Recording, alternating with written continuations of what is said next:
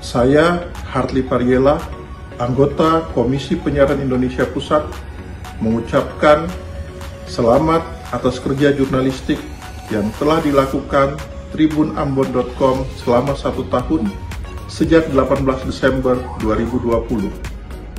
Sebagai bagian dari Tribun Network, semoga tribunambon.com mampu untuk terus menjadi mata lokal yang menjangkau dan meliput berbagai peristiwa bukan saja di Pulau Ambon, melainkan seluruh wilayah Kepulauan Maluku.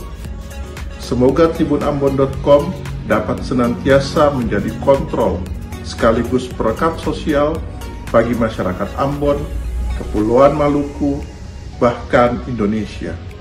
Sukses untuk tribunambon.com. Apresiasi selaku Ketua Bawaslu Kota Ambon terhadap Tribun Ambon ya. Untuk 1 tahun pertama siaran-siarannya luar biasa bagus, dan untuk kami lembaga penyelenggara pemilu khususnya dan para warga Kota Ambon, partai politik yang expert pada kepemiluan itu mereka atau politik mereka sangat mengharapkan sajian-sajian berita-berita politik yang konstruktif, yang kritis dari Tribun News Ambon. Warahmatullahi wabarakatuh. Salam sejahtera, salam.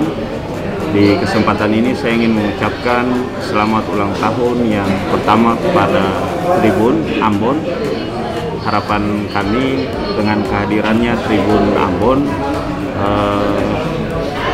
kehidupan media di Kota Ambon bisa lebih baik dan kemudian dapat menciptakan budaya-budaya media yang terbaru, inovatif. Selamat ulang tahun tribunambon.com yang pertama.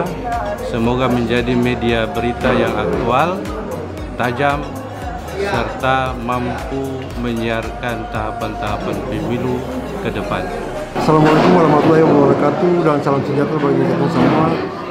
Saya Yan Sritela, Kepala Badan Kesbangpol Kota Ambon, mengucapkan selamat hari ulang tahun yang pertama kepada Tribun Ambon.